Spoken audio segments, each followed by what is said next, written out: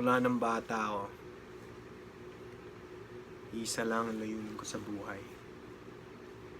Ang katarungan para sa lahat ng ginawa ng mga hudas na yun sa aking mga kaibigan.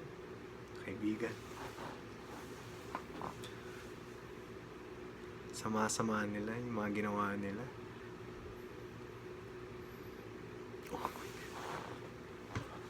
Freestyle.